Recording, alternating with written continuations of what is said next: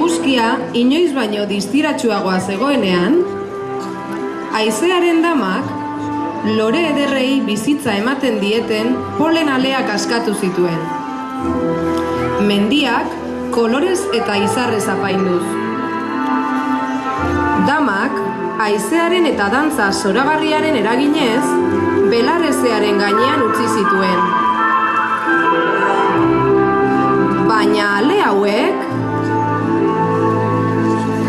hain txiki eta jostagarriak,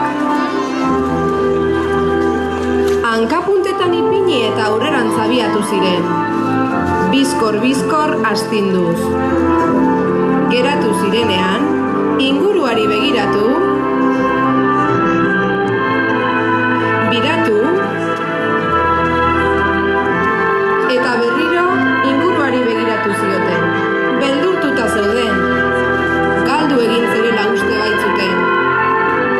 Baina zirkulu batek osatuz, seguruago sentitu ziren.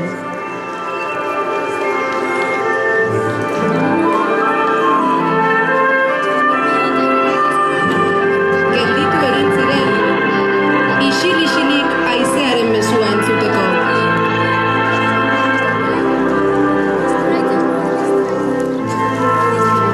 Dama ederra pasa zen, inguruan zuen guztia astinduz, eta aleak gonbidatu zituen. Salto txikiak emanez, bere bidea jarraitu zezaten.